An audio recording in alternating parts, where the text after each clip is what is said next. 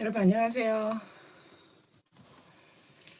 그 상반기 때 구약 원 공부하신 분들은 그때 그 럭다운 때 바이블키 공부하실 때 아마 제 뒤로 보이는 이 배경이 익숙하실 거예요.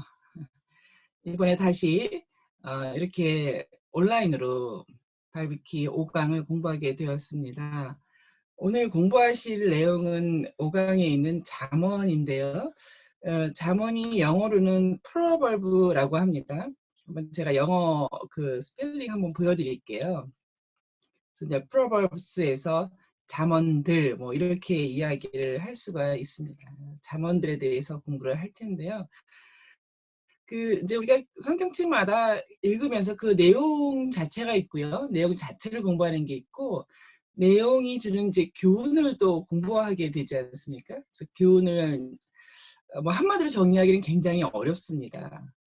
저희 가르치는 교사, 학교의 교사들도 학습 목표라고 해서 이 무슨 단원 혹은 뭐 이 과목을 공부했을 때 그것을 배운 학생들을 향한 그 목표들이 있습니다.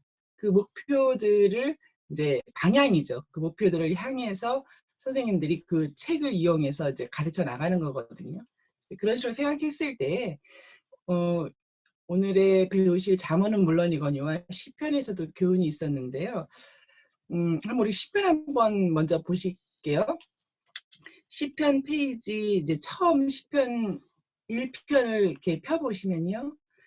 예, 시편 1편에 복 있는 사람은 이렇게 나왔잖아요. 여러분 기억하실 거예요. 복 있는 사람은 악인들의 꾀를 따르지 아니하며 죄인들의 길에 서지 아니하며 오만한 자들의 자리에 앉지 아니하고 이제 쭉 나오잖아요. 오직 여호와의 율법을 즐거워하여 그의 율법을 취하러 묵상하는도다. 결론적으로 이제 시편은 이제 복 있는 사람이 되자.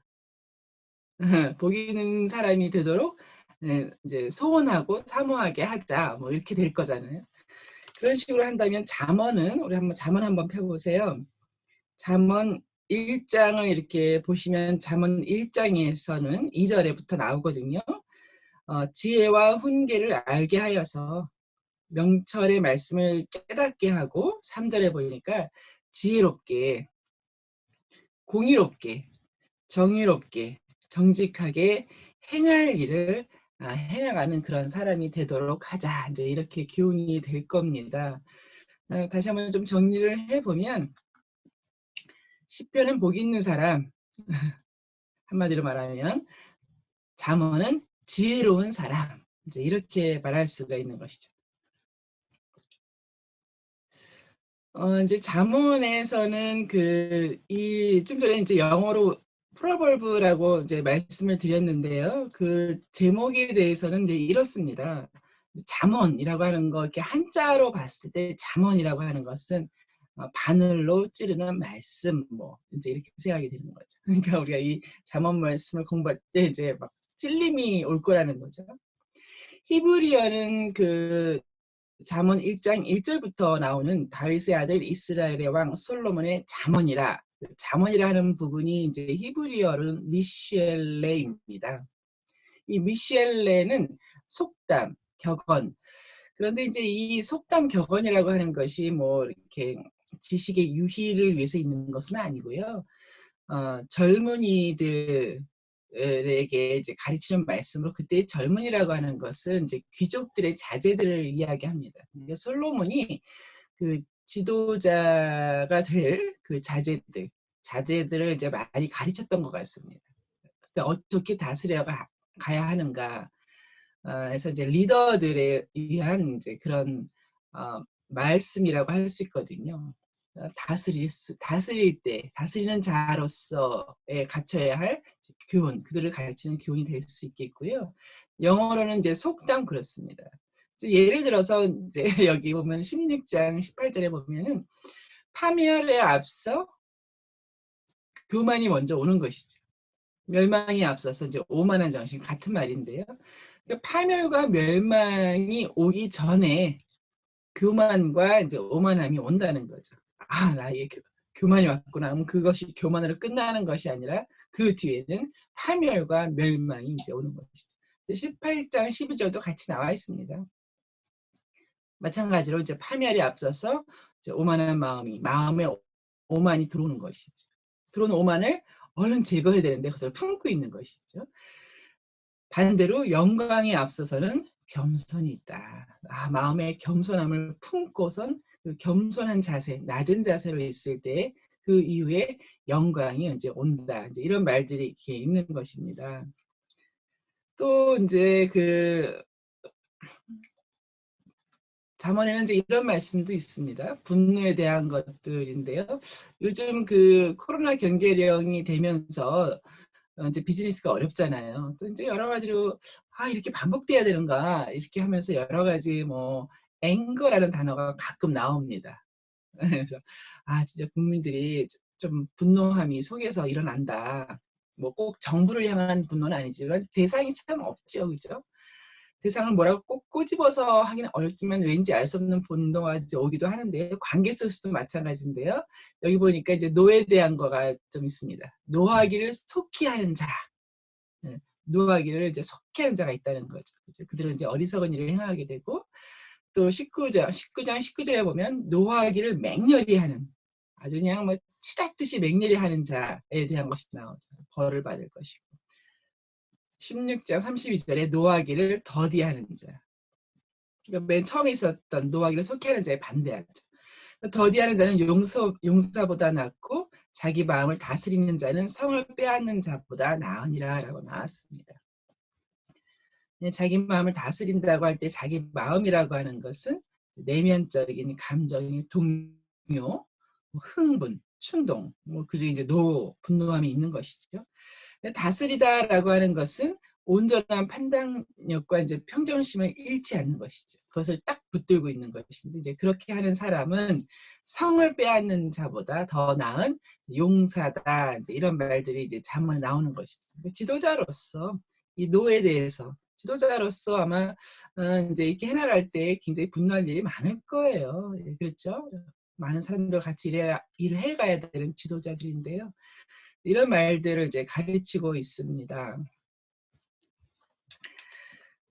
이 잠언은 이제 저의 어떤 개인적인 경험을 이야기한다면 잠언이 여러분 모두 몇 장인지 아십니까? 잠언이 모두 31장으로 되어 있습니다. 잠언이 31장이기 때문에 이제 흔히 그러잖아요. 이제 하루에 한 장씩 이렇게 읽어나가서 한 달이 30, 그리고 31일이니까 하루에 한 장씩 이렇게 읽으면 좋다는 거가 있었어가지고 저희 아이들이 아주 어렸을 때죠. 아주 어렸을 때 이렇게 가정 예배라 그러잖아요. 그러면은 이제 얘네들 놓고선 할 때 뭐 영어를 읽었죠. 그때 아이들이. 그래서 돌아가면서 1장을 쭉 돌아가면서 읽고 그 1장에서 자기가 느낀 것을 이제 이야기하라고 하는 거죠. 그러면 이제 그때는 한참 순진하고 이렇게 잘 이렇게 흡수력이 좋았을 때였으니까 이 잠언 말씀에서 나오는 말씀들을 읽으면서 본인들이 깜짝깜짝 놀래요. 이제 찔림이 많은 거예요. 아마 지금 하면 또 다를지 모르겠지만 그때는 참 애들이 착했었습니다. 그랬던 제 그 잠언가의 저의 그 이제 추억이죠. 아이들과 관련돼서 그랬습니다. 여러분 교재 한번 보실게요. 교재 맨 처음 페이지에 이렇게 잠언과 전도서와 아가서 같이 나왔는데요. 그때 하나하나마다 그 위에 조그맣게 이렇게 타이틀이 좀 붙었는데요. 잠언 위에는 지혜에다만 하이라이트 해보세요. 잠언은 지혜. 지혜의 근본이 무엇인가 이제 이것을 가르친다는 것이고요. 전도서는 인생은 무엇인가. 인생의 참 의미가 무엇인가를 가르치고요. 아가서 모두 다 이렇게 세 개가 다 솔로몬과 관련이 되어 있잖아요. 아가서는 이제 사랑, 온전한 사랑이 무엇인가에 대해서 가르치는 이제 그런 책이죠. 사랑이라고 하는 것이 행위에 따른 사랑이 아니라 이런 행위를 하면 내가 막 사랑, 그땐 좀 감정적인 거잖아요. 감정적인 그런 것이 아니라 존재론적인 사랑. 그 존재 자체를 사랑하는 그 사랑에 대한 이제 나오는데 우리가 다음 시간에 이렇게 공부하도록 하겠습니다. 한 페이지 넘겨보시면요. 거기 보면은 이 잠언 그 연대기가 나옵니다. 처음에 솔로몬 시대 때 잠언이 많이 창작이 되었고 창작된 잠언들을 이제 모아가면서 아까 말씀드린 것처럼 차세대 리더들을 양육할 때 썼던 글들이죠. 그런 다음에 그 히스기야 시대 때 한 250년 지난 상태에서 히스기야 아무리 종교개혁했던 왕이잖아요. 히스기야가 빠진 잠언들을 다시 한번 수집해서 또 최종적인 우리가 지금 보고 있는 이런 최종 편집판을 이제 만들어냅니다. 종교개혁이라고 하는 것이 이제 말씀으로 돌아가자는 것이거든요. 말씀으로 돌아갈 때 그 히스기야도 마찬가지죠. 당시에 지도자들을 교훈할 일이 있었던 것이죠. 그때 이 잠언을 수집했습니다.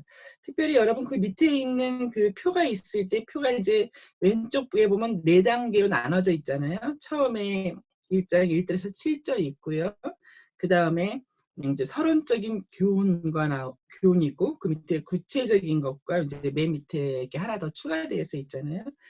이제 그 오른쪽에 보시면요, 그 중간쯤에 보면 솔로몬의 잠언 1이 있고요.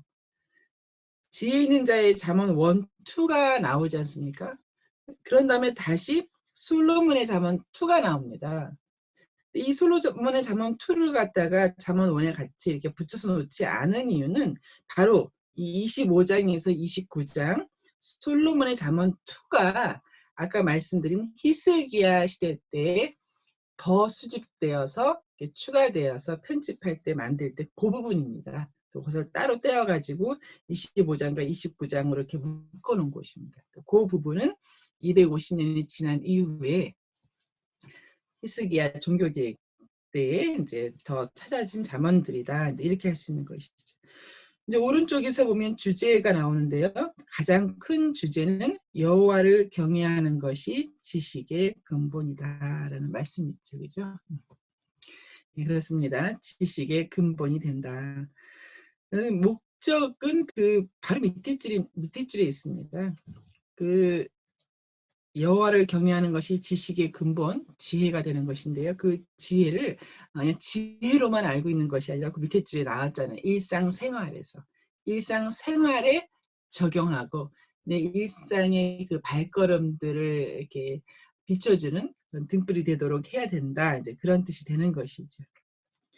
역사적인 배경은 아까 말씀드린 것처럼 솔로몬 시대 때와 히스기야 시대 때 이렇게 두 시대 때 이렇게 하이라이트 넣으시면 되죠. 그렇게 되어 있고요.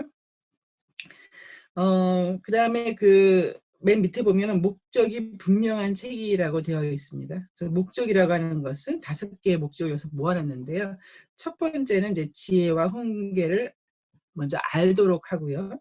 두 번째는 명철의 말씀을 안 것을 이제 어떤 상황이 부딪힐 때 이제 깨달아가는 것이죠. 그죠? 어떤 상황에 부딪혔을 때, 그 말씀이 이 말씀이구나. 이제 그렇게 깨달아가는 것입니다.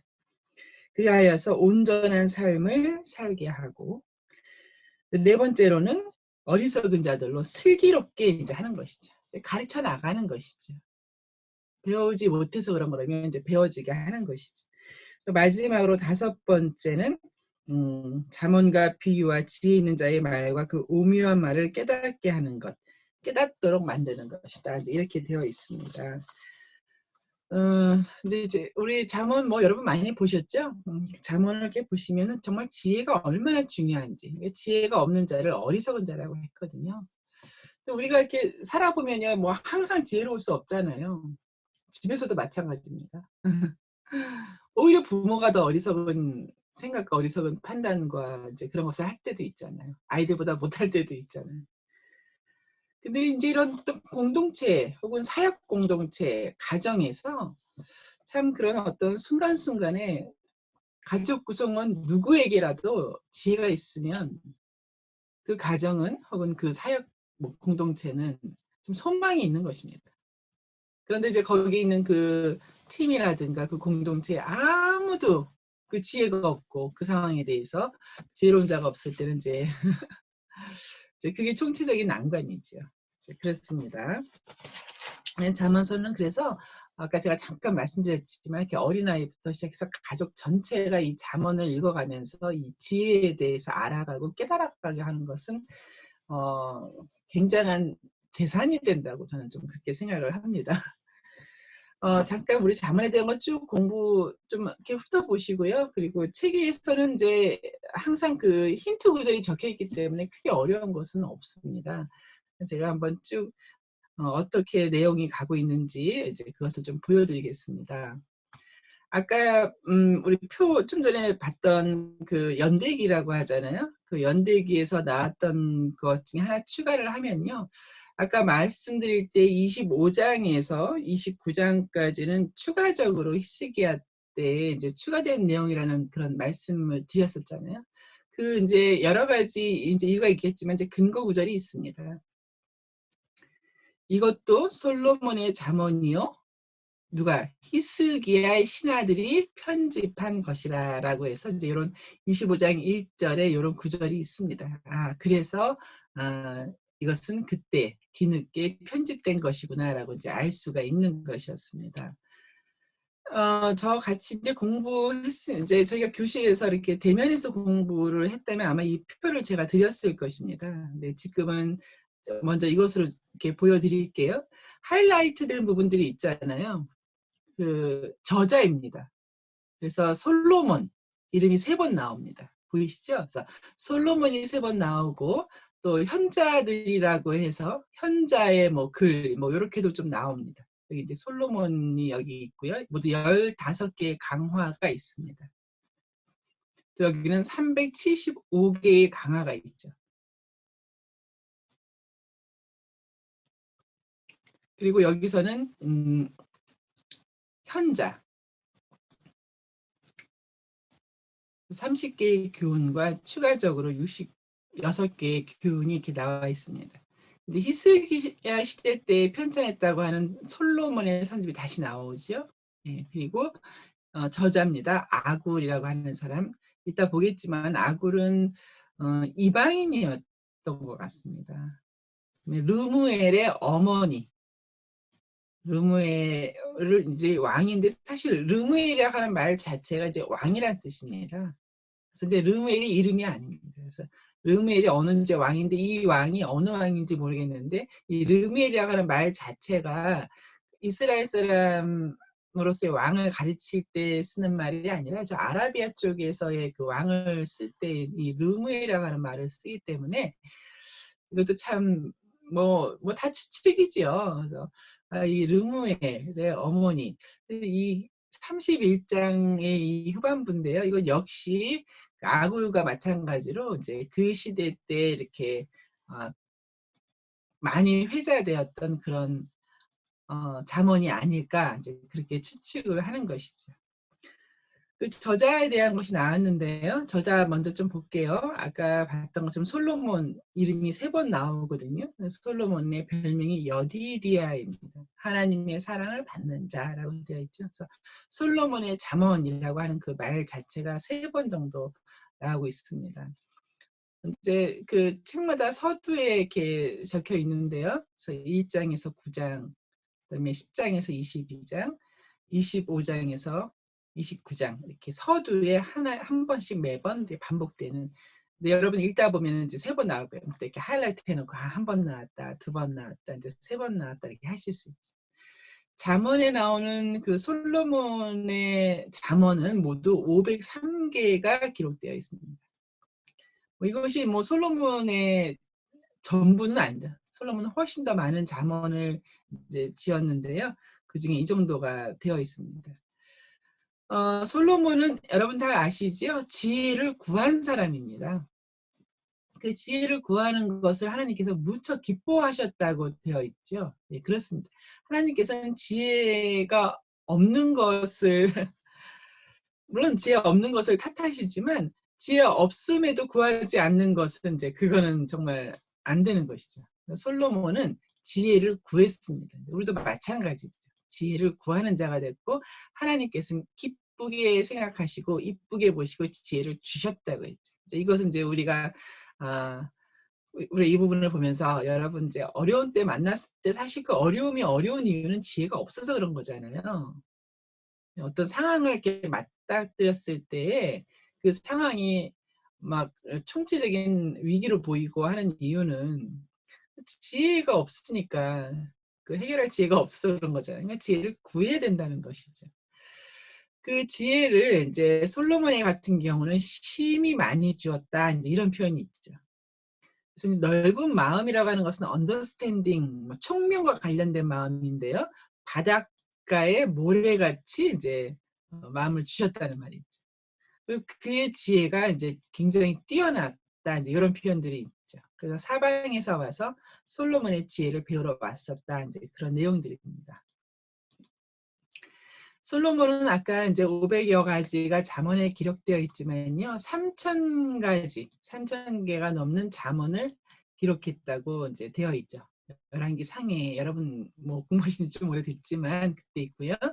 1,000개가 넘죠. 노래를 지었다고 했습니다. 솔로몬의 지혜를 들으러 이제 지금은 우리가 무슨 지혜를 듣거나 무슨 지식을 얻을 때 검색하잖아요. 거기 이제 거기선 찾아서 이제 그런 현자들과 그런 지혜를 듣고자 배우고자 이렇게 찾아왔었다고 합니다. 그 다음에 현자들이라고 되어 있는데요. 이제 현자들이 쓴 지혜를 모아놓은 것이죠. 근데 이제 여러분 이게 그 이스라엘에만 그 현자가 있는 건 아니잖아요. 예, 애굽에도 현자가 있는데요. 애굽의 현자 중에서 가장 유명한 현자가 이제 아멘엠 오펫이라는 사람이라고 합니다. 그러니까 우리 지금 성경에서는 솔로몬이라고 했잖아요. 그러면 애굽에서는 아멘엠 오펫이라는 사람이 또 지혜서가 있는데요. 거기와 똑같다고 하는 이제 그런 구절들이 있습니다. 여러분 잘 아시죠? 대저 의인은 7번 넘어질지라도 다시 일어나려니와 악인은 재앙으로 말미암아 엎드려지느니라.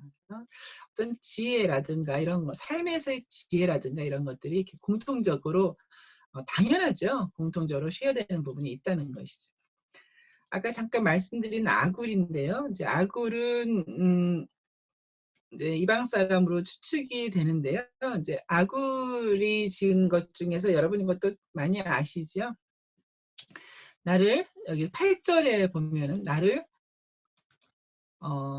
가난하게도 빈하게도 하지 마옵시고 부하게도 하지 마옵시고 오직 필요한 양식으로 나를 먹이시옵소서 해서 이 아굴이라고 하는 사람도 그 루엘처럼 아라비아 쪽에서의 사람이 아닐까 이제 그렇게 추측을 합니다. 뭐 워낙 이건 이제 그 의견이 다양해서 뭐라고 딱 이렇게 정할 수는 없는데요. 네, 마지막으로 루엘의 아까 어머니라고 했잖아요. 31장에 보면 루엘은 하나님께 속한 자 이런 표현이 있습니다. 하나님에 속한 자. 그래서 이제 당연히 뭐랄까요 뭐 이스라엘의 그 왕이었을 것이다. 뭐 누구는 또 솔로몬이라 그래요. 근데 이제 그렇게도 말하는 사람도 있지만 아까 말씀드린 것처럼 루멜 자체라는 것이죠. 왕을 뜻하는 그런 호칭이거든요. 그 왕이 하나님께 속한 자라는 것이죠. 자, 그렇습니다. 이제 이것도 그 어머니가 쓴 건데요. 그 어머니가 르레 그 왕을 가르치면서 교훈하면서 쓴 그런 잠언인데요. 고운 것도 거짓되고 아름다운 것도 헛되나 오직 여호와를 경외하는 여자는 칭찬을 받을 것이다. 이제 이런 말씀, 이제 유명한 말씀이죠.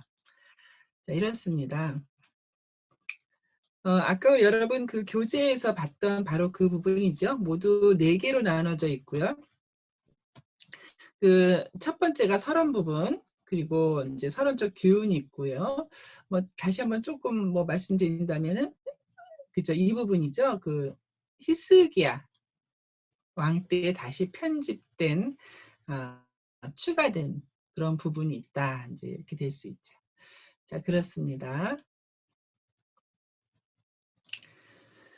이제 이런 것에 대해서는 이제 여기 4개의 단계에 대해서는 자세하게 그 슬라이드 되어 있는 것을 이제 여러분에게 이 PPT는 올려드릴 거예요.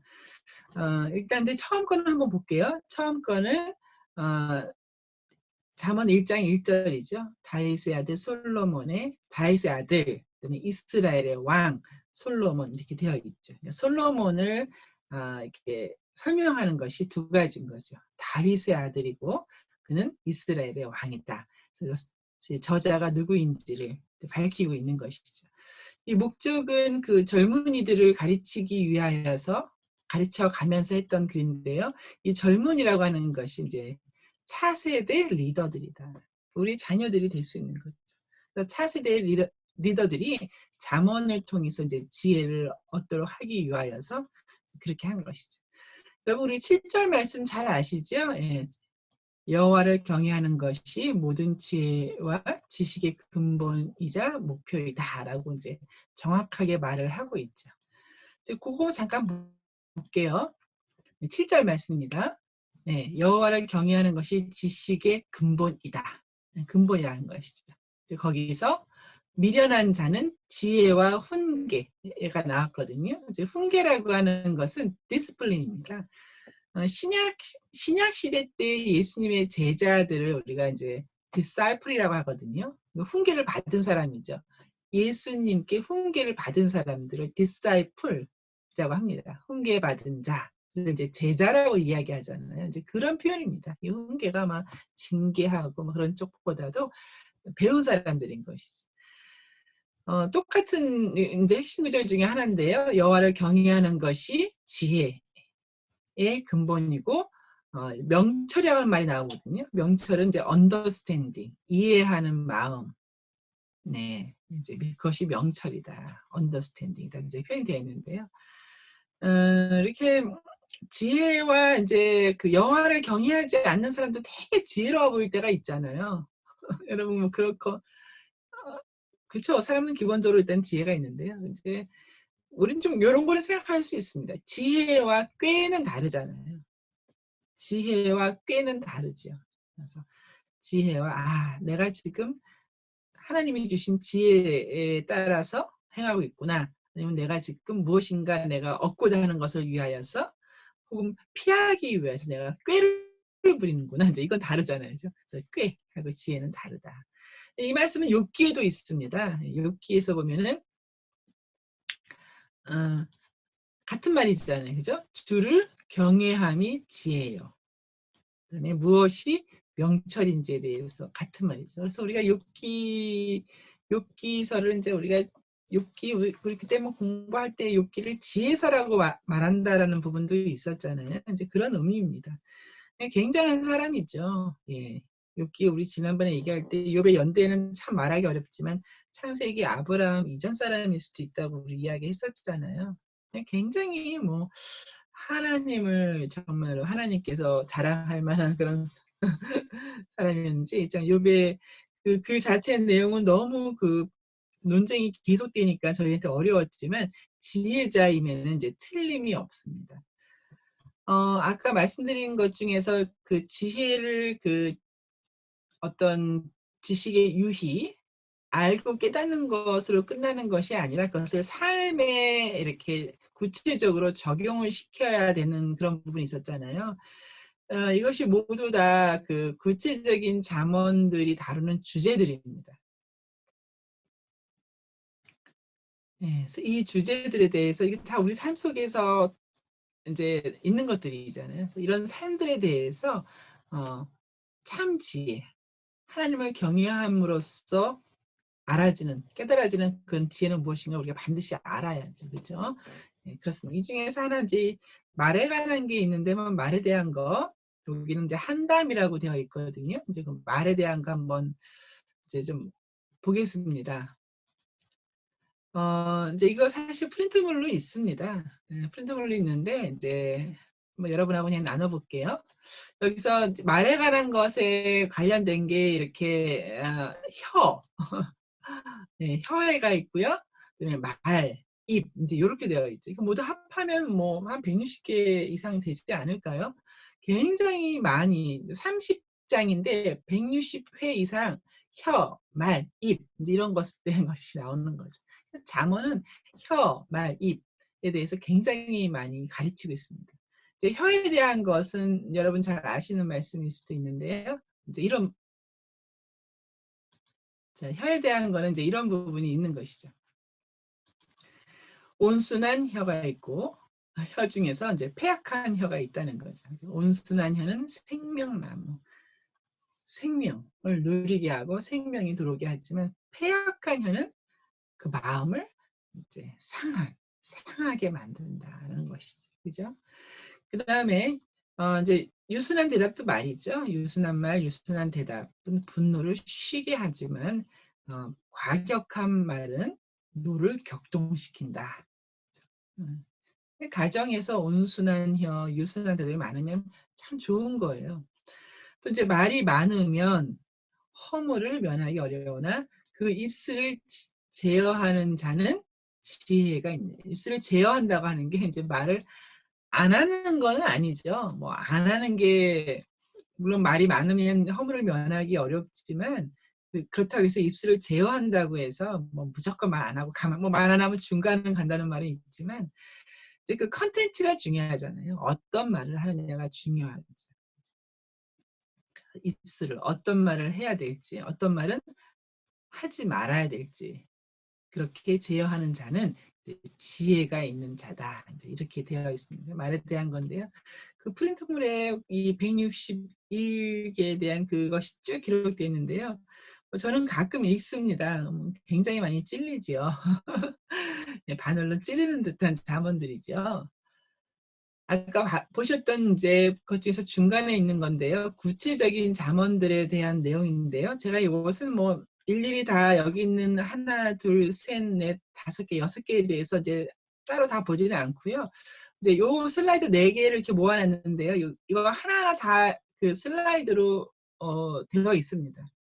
제가 올려드리는 PDF 보시면 이거 하나하나 다 크게 해서 이제 어떤 내용들이 있는가 이렇게 보실 수 있게 되십니다. 이제 뭐 한 두 개만 더 자세히 볼게요. 두 개는 여기 30장에 있는 이제 아굴이라고 하는 사람이 쓴 잠언. 그 아굴이라고 하는 사람의 잠언을 더 포함시켰잖아요. 이제 이것에 대한 부분이잖아요. 이것은 이방인으로 보이고 모두 40절이다. 그리고 7개의 목록으로 되어 있다. 그래서 추가된 것이죠. 그죠? 이방인일 수도 있는 그 아굴의 잠언 추가한 것이 됩니다. 그리고 이제 마지막 장이라고 하는 31장은 르무엘 어머니가 르무엘을 가르치기 위한 잠언들로 모아져 있습니다. 내용은 이제 르무엘이 왕이라고 말씀드렸잖아요. 그러니까 왕에 대한 기본 자세가 무엇인가, 그리고 현숙한 아내 가 얼마나 귀한 것인가, 이제 이렇게 여자 문제에 대한 것을 이제 좀 가르친 것이죠. 이제 그렇게 되어 있습니다. 이렇게 되어 있는데 요 31장이 굉장히 재밌습니다. 요 31장에 굉장히 특이한 사항이 있는데요. 그 31장이어서 여러분 이거 기억나실 수 있는데요. 그 히브리 알파벳이 있다고 말씀드렸잖아요. 예, 히브리 알파벳 여기 지금 좀 나와 있네요. 알레프부터 나와 있는데요. 여기 이제 요거 히브리 이제 알레프에서 이제 영어로는 A, 뭐 그다음에 요거는 이제 뭐 B 이렇게 가는 건데요. 10절은 알레프로 시작하고 예, 11절은 메트로 시작하고 이제 이렇게 되어 있다는 거예요. 이렇게 해서 자 10절부터 해서 이렇게 하면 좀 외우기 좋을 거잖아요. 그죠? A로 시작하고 B로 시작하는 단어들이니까 이렇게 순서가 외우기 좀 좋을 수 있죠. 이런 것을 우리가 답관체 혹은 이합체라고 부르기로 했잖아요. 이제 그렇게 해서 했습니다. 아까 우리 그 잠언 1장의 그 서론 부분에 보면은 그 이제 음녀, 어리석음은 음녀. 다라고 이제 그 유혹하고 꾀고 하는 음료다라고 나와서 시작을 그렇게 시작해서 맨 마지막은 현숙한 지혜를 이제 현숙한 여인으로 묘사한 것이죠. 그래서 현숙한 여인으로 끝납니다. 대조가 되는 것이죠. 이제 이렇게 되어 있습니다. 그래서 31장이 이렇게 이합체로 해서 적혀져 있구나. 뭐 이제 이렇게 아실 수가 있는 것이죠.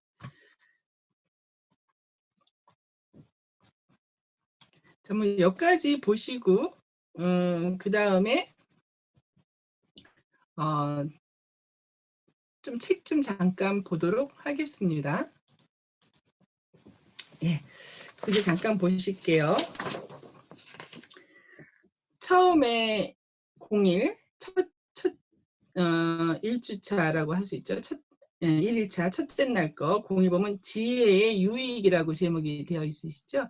지혜의 유익이 여기 핵심 구절 좀 한번 보시면 여호와를 경외하는 것이 지식의 근본이거늘 끊을 수 있는 것이죠.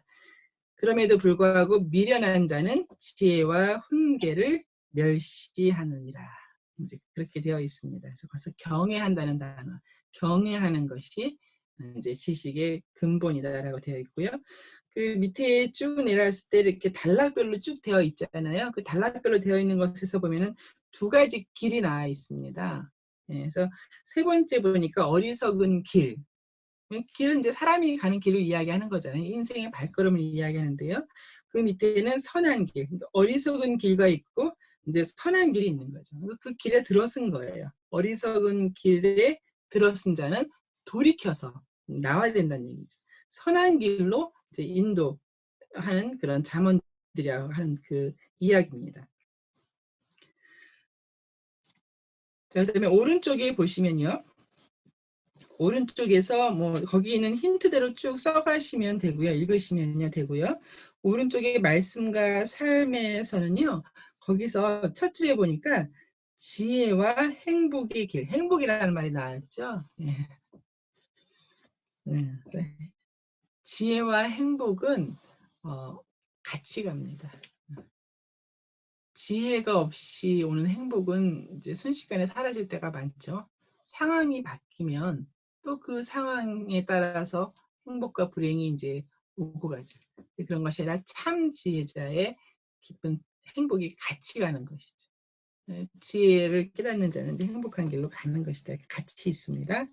거기 맨 밑에서 세 번째 줄에 보면은 아까 했던 것처럼 길이 나오죠. 그래서 선한 길. 그 밑에 거기 쭉 보면은 또 장수하게 만드는 길, 우리를 영화롭고 존귀하게 만드는 길. 그렇죠. 지혜는 길을 보여주는, 길을 인도하는 책이다. 그렇습니다. 지혜는 이제 그 선한 길, 옳은 길, 영광의 길로 이제 가게 안내를 하지만 지혜 자체가 그 길을 가두지는 않습니다. 지혜를 갖고 길을 가는 것은 이제 우리가 가야 되는 것이죠. 지혜가 저절로만 우리를 끌어서 이제 그 길로 가는 건 아닙니다. 그렇죠? 자, 그렇습니다. 한 장 넘길게요. 그 다음에 보니까 어리석음이라는 단어와 유혹이라는 단어가 이렇게 같이 있습니다. 유혹이라는 단어가 상당히 많이 나옵니다. 잠언에서는.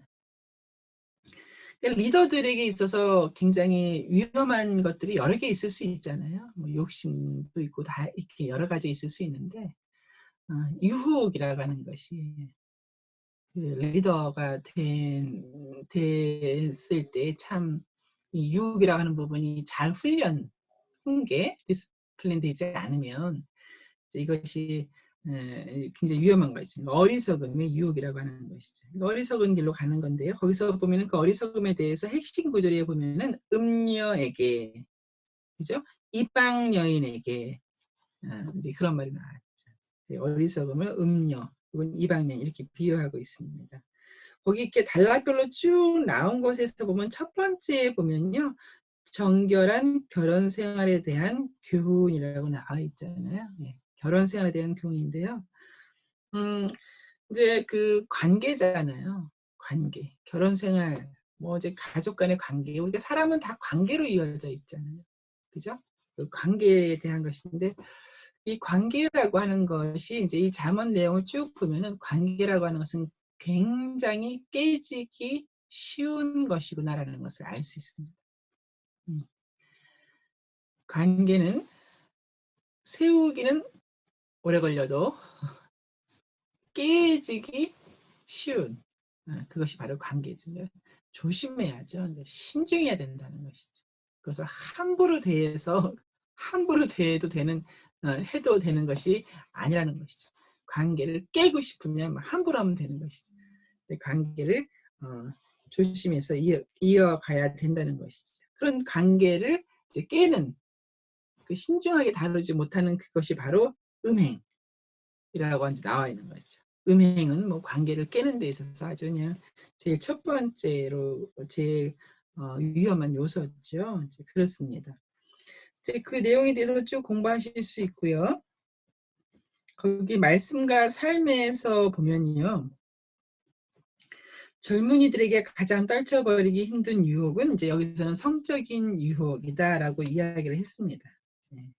그래서 그 다음에 보니까 어떻게 된대요? 하나님의 지혜로 무장하지 않으면, 그러니까 하나님의 지혜로 무장을 해야 된다는 것이죠. 그죠? 그 유혹의 정체가 무엇인지, 무엇보다도 그 유혹의 결말이 무엇인지. 사실 유혹이라고 하는 것은 결말을 보지 못하게 만드는 것이 그 유혹의 그 특징입니다.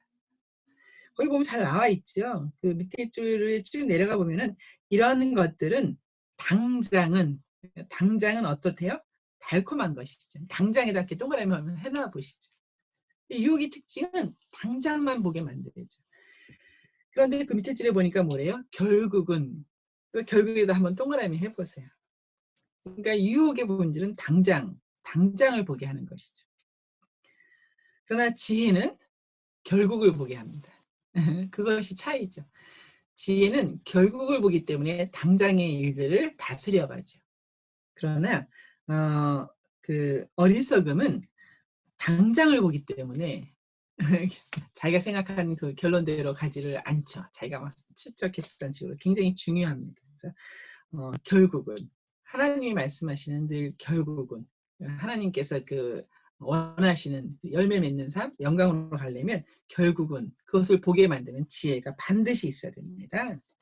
그 다음 또 한 단 넘겨보실게요. 03인데요.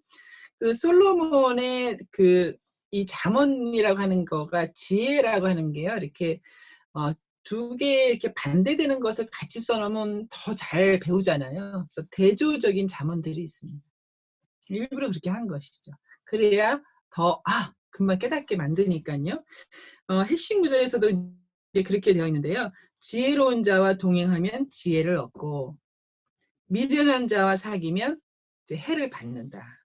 그죠? 그렇습니다. 그렇게 대조적인 것들로 해서 잠언들을 이제 5장, 6장에 걸쳐서 쭉 해나갑니다. 1번 문제 보시면 그렇게 되어 있잖아요. 1번 문제에서는 대조되는 사람들이 어떤 사람들이 나오는가. 다 이제 그렇게 되어 있습니다. 지혜로운 자면 당연히 그 옆에는 이제 미련한 자가 되겠죠. 의인이면 악인이 되겠죠. 그렇죠? 그다음에 게으른 자, 그다음에 부지런한 자, 부자와 가난한 자가 이렇게 나옵니다. 여기서 나오는 그 힌트대로 쭉 이렇게 이제 해 나가시면 되고요. 정말 이것을 이렇게 문제를 보고 풀 때마다 찔림이 많습니다. 말 그대로 정말 잠언이거든요. 네. 그렇게 해서 하고요. 6번 같은 경우는 2개를 쓰셔야 됩니다. 6번에서는 육신의 건강을 지키는 것 하나 쓰시면 되죠. 육신의 건강을 지키는 것. 요즘 바이러스 때문에 뭐 생활 방역이다 이제 이런 게 쭉 있는데요. 그것도 이제 건강을 지키는 건데요. 성경에서는 육신의 건강을 지키는 것을 평온한 마음이라고 했습니다. 평안한 마음. 평온한 마음이 육신의 건강을 지킨다고 했고요. 해치는 것에 대해서는 이제 육신의 건강을 해치는 것에서 뼈를 썩게 하는 게 있는데요.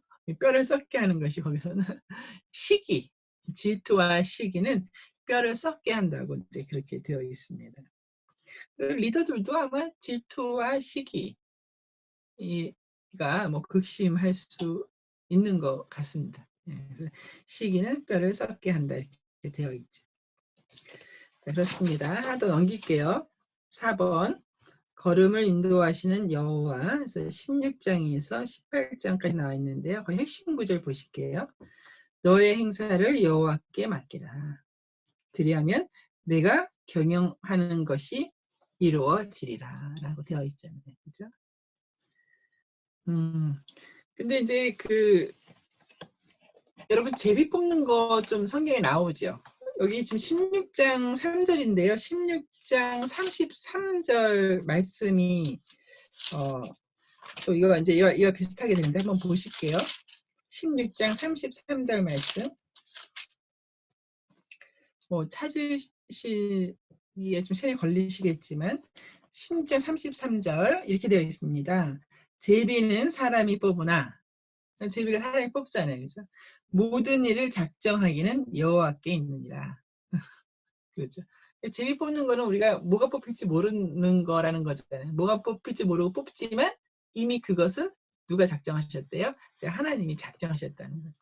근데 이 제비 뽑는다는 표현이요, 뭐 로또 당첨 번호 뭐 쓰듯이 이제 그런 뜻은 아닙니다. 여기서 제비를 뽑는다고 하는 것은 제사장들이 그때 이제 뭐 우림과 둠빔 돌도 있고 했거든요. 하나님의 뜻을 묻는 것을 그 당시 이제 제비로 뽑았습니다. 그래서 하나님의 뜻을 물어서 하나님의 뜻이 이것이구나. 이제 이렇게 이제 결론을 내려야 되잖아요. 근데 그것을 뜻하는 거예요. 그러니까 우리가 이제 우리 많잖아요. 하나님의 뜻을 막 구하고 간구하고 할 때가 많아서 이게 하나님의 뜻이구나. 그래서 뭐 자기 진로도 결정할 수도 있고 뭐 배우자를 결정할 수도 있고 이제 그러잖아요. 그런 것을 제비 뽑았다고 하는 거예요. 그 하나님의 뜻을 이제 알아서 그렇게 해나가는 것을. 근데 그것을 작정하시는 이가 누구라는 거예요?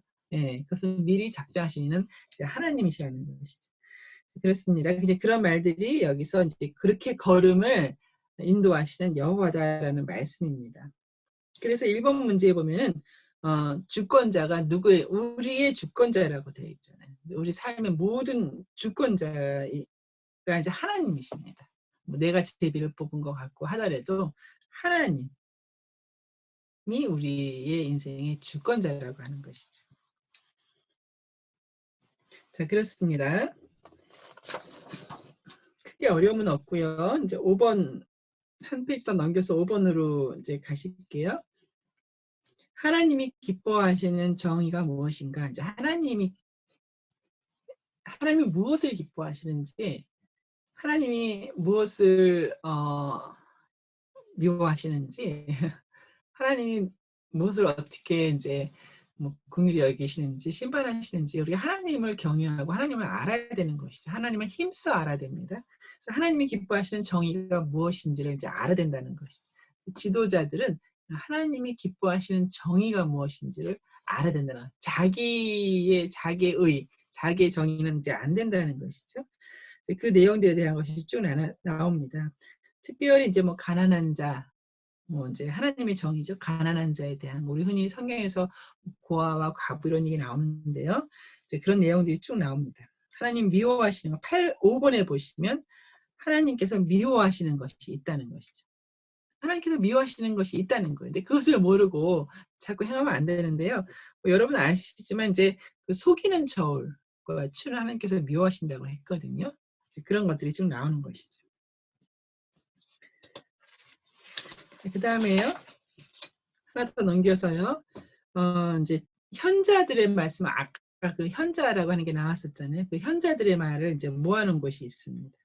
마찬가지로 핵심 구절 보셔도 이렇게 대조적으로 너는 이제 행악자들로 말미암아 분을 품지 말고 행악자의 분을 품지 말고 악인의 형통함을 부러워하지 말라. 그렇게 나왔습니다. 그 다음에요. 1번 문제 보시면 이런 1번 문제로 해서 많이 살아나신 분들도 많으시대는데요. 남의 빚에 보증을 서지 말라라는 말이 잠언에는 있습니다. 그래서 이제 우리 지금은 어떤지 모르겠지만 예전에 우리 한국에서는 보증 잘못 써서 이렇게 덩달아 갑자기 잘못되는 일들이 사건이 많았잖아요. 그럴 때 이 말씀을 아는 사람들은 내가 도와는 줄게. 그러나 이가 보증은 잘 될 때는 좋지만 그렇지 않을 때는 관계까지 깨지지 않느냐. 그래서 이제 했었던 그런 어떤 간증 비슷한 것을 많이 좀 듣게 되는데요. 그렇습니다. 이런 말들이 쭉 있는 것이지. 자, 그리고요. 그 유혹에 대한 게 이제 여자에 대한 것들이 쭉 있었잖아요. 예, 그리고 아까 질투, 시기도 사실 유혹 중에 하나인데요. 여기 오른쪽 페이지에 오시면 3번에 보면 이제 술에 대한 또 유혹이 나옵니다. 이제 술이라고 하는 것이 연회 뭐 이런 것을 다 포함하고 있는데요. 그 술에 대한 것에 대해서 유혹을 이겨내야 된다. 그래서 거기 말씀과 삶에 보면요. 그 4번째 줄에 보면은 그 유혹, 술의 유혹에 대해서 나오잖아요. 술의 유혹은 참으로 강하기 때문에 라는 표현이 있죠. 그죠? 참으로 강하다. 술의 유혹은 참으로 강합니다. 술을 절제할 수 없다면 그것을 쳐다보지도 말고 술자리는 피해야 합니다. 술을 절제할 수 없으면 이라고 나왔습니다. 뭐 술뿐만이 아니라 그 절제라고 하는 그 부분이 우리에게서는 이제 그 죄로 말미암아서 오작동하는 부분이 있습니다. 의지적으로 이제 그 절제라는 부분이 작동을 안 합니다. 그래서 내가 절제할 수 있다고 생각하는 것은 이제 오산인 것이 이미 고장난 상태이기 때문에 절제라는 게 뭐 술뿐만이 아니죠. 모든 그 대부분의 어떤 그런 유혹이 되는 부분에 있어서는 저희가 절제의 기능을 너무 믿어서는 안 되는 것이죠. 그 다음에 이제 한 장 넘기시면 솔로몬 잠언의 2라고 나왔잖아요. 이제 여러분 벌써 세 번째 반복하니까 아마 아실 거예요. 그죠? 잠언 2는 이 부분은 히스기야 시대 때 추가적으로 편집된 것이다 라고 나왔죠. 거기 보면 나왔습니다. 거기 밑에 핵심 구절 밑에 보시면 이 부분은 찾으셨죠? 이 부분은 히스기야의 신하들이 수집한 솔로몬의 이제 추가적인 잠언들이다 라고 되어 있는 것이죠. 아까 말씀드린 것처럼 그 열왕기상에 보면은 3,000가지의 잠언을 지었다고 하잖아요. 그 중에서 6분의 1에 해당하는 잠언이 이 잠언서에 이제 기록이 되어 있는 것입니다. 그 이후에 이제 솔로몬의 잠언 뭐 2,500개는 이제 저희가 알 수가 없는 것이죠. 자, 그렇습니다. 하나 더 넘길게요. 마지막 30장과 31장인데요. 30장은 아굴, 그다음에 31장은 르무엘의 이제 어머니의 이제 잠언이 되는 것이죠. 그 30 거의 핵심 구절에 보면은 고운 것도 거짓되고 아름다운 것도 헛되나 오직 여호와를 경외하는 여자는 칭찬을 받을 것이다. 그래서 우리 아까 말씀드린 것처럼 잠언 첫 번째는 음료에 대한 것이 나왔고 마지막에는 그 여호와를 경외하는 여자 이렇게 해서 나왔습니다. 그 밑에 보시면 나왔죠. 말씀의 숲에서 보시면 30장은 이방인 북아라비아에 있는 그 마사 지방에서 가능성이 있는 그 아굴의 잠언이죠. 이것도 이제 추측입니다. 그 다음도 이제 이방 왕이라고 되어 있잖아요. 이제 아라비아의 마사인 루무엘이라는 왕의 잠언입니다. 그래서 루무엘 자체가 사람 이름이 아니라 이제 루멜 자체가 이제 왕의 호칭입니다. 네, 그렇게 되어 있죠. 자, 그렇습니다. 그래서 여러분 이제 이것을 해나가실 때 이제 큰 어려움은 없습니다. 그 이제 마지막으로 한두 개 더 슬라이드 보여드리고 이제 마무리 지을게요. 그 잠언의 이제 핵심 주제가 지금 4가지 정도로 되어 있거든요. 이것을 여러분 다 큰 화면으로 보시게 될 겁니다. 첫 번째는 지혜와 뭐 우매함에 대해서 이제 이렇게 되어 있는 거죠. 그 다음에는 여기서 이제 지혜와 우매함 또 뭐 하나님에 대한 경배 보이고요, 그죠? 선과 악에 대해서 나왔습니다. 여러분 슬라이드 보시면 좀 크게 나와 이제 보시게 될 텐데요.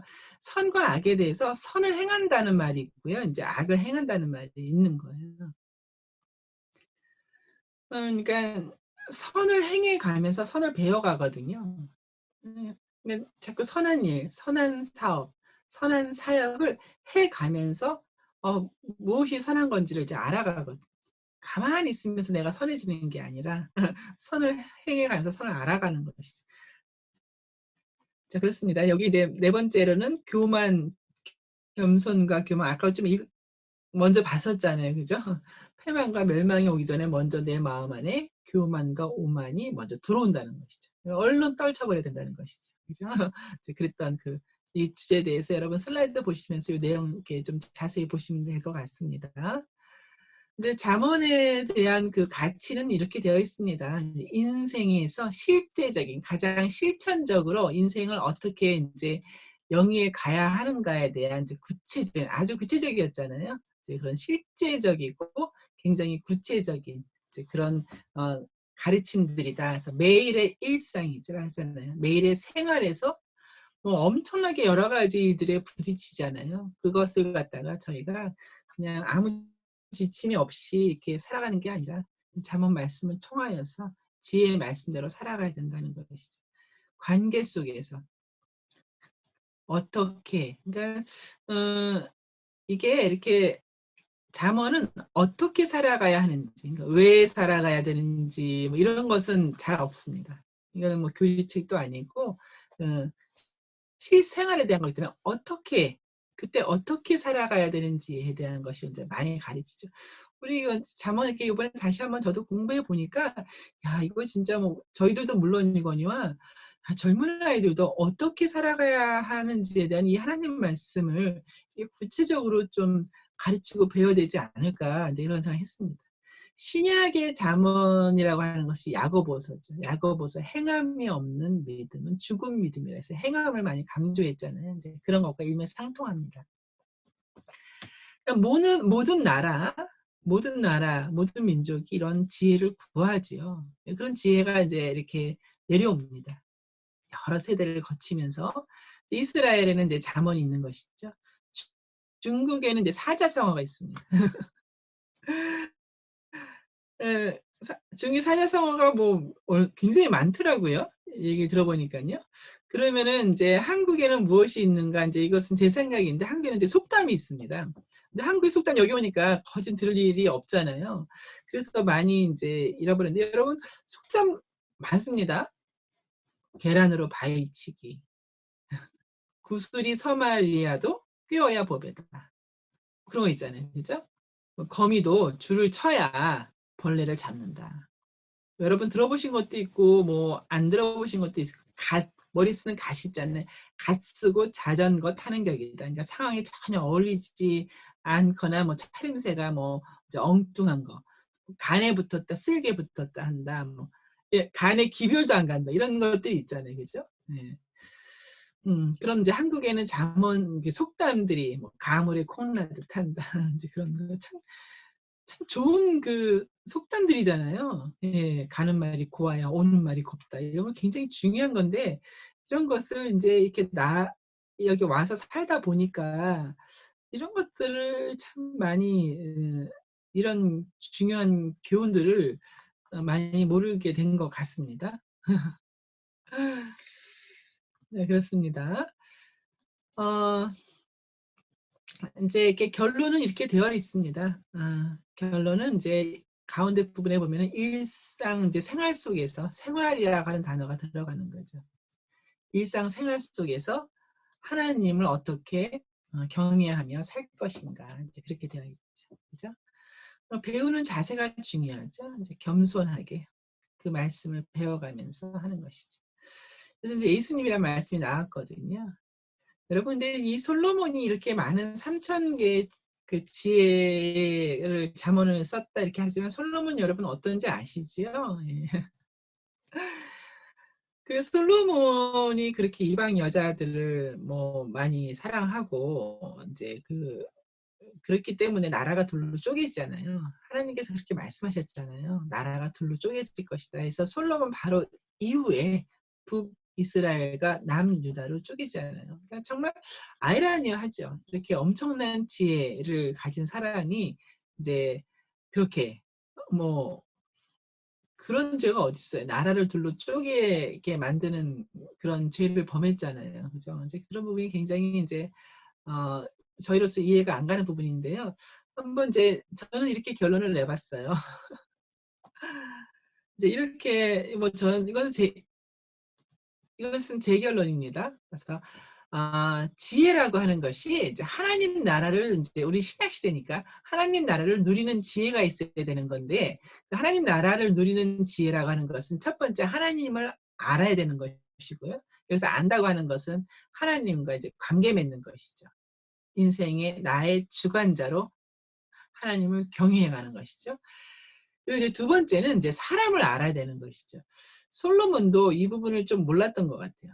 사람이라고 하는 게 얼마나 어리석은지, 사람이 얼마나 자기의 정욕을 위하여 솔로몬 같은 경우는 유혹하면서 다가오는지, 이렇게 사람이 얼마나 악할 수 있는지, 그 마음이 어떤지를 이제 몰랐던 거예요. 뭐 제 생각입니다. 사람을 알아야 되는, 저희도 마찬가지입니다. 저희도 사람을 알아야 되는 것이죠. 그죠? 그것을 뭐 정죄하려고 알아야 된다는 것이 아니라, 이제 그런 그 사람이 내 모습이기도 하거든요. 그래서 마지막으로 이제 자기를 알자. 이 세 가지를 아는 그 지혜가 필요하다고 제가 생각이 들었었는데요. 뭐 예를 들어서 이제 이런 겁니다. 그 지금 솔로몬은 지혜가 뭐 부족함이 없었잖아요.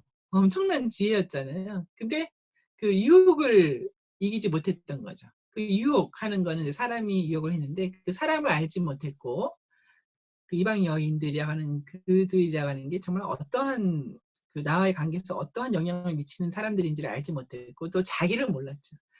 솔로몬이 지혜로 나라를 부강하게 만들었다면 삼손은 힘으로써 나라를 구한 사람 아닙니까? 이제 굉장한 것이죠, 사실. 예. 그죠? 근데 그 솔로몬도 마찬가지로 유혹, 자기를 몰랐죠. 그죠?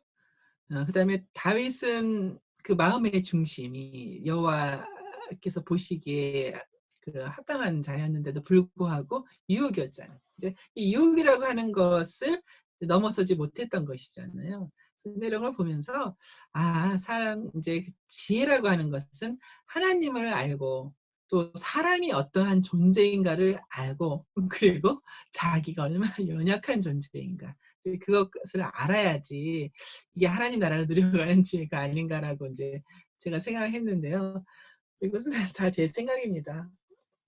여러분 이번에 잠언 공부하시면서 뭐 이제 우리는 신약 시대를 살고 있잖아요. 그러니까 이제 하나님 그리고 아까 말씀드린 것처럼 지혜가 저희의 삶을 살아주는 것은 아닙니다. 솔로몬이 그것을 실패했던 거잖아요. 그죠? 그 지혜가 자기의 삶을 저절로 다 끌고 갈 거라 생각했죠. 아니죠. 그 지혜의 말씀으로 절제하고 경계하고 늘 깨어 있었어야 되는 건데 그러지를 못했던 거잖아요. 우리 이번에 여러분 공부하시면서 더욱더 이제 지혜를 참 지혜 우리 사실 예수님이시거든요. 그러니까 항상 예수님과 동행하면서 이렇게 참 지혜 있는 삶을 사시면 행복하시기를 바랍니다. 네, 여러분 감사합니다.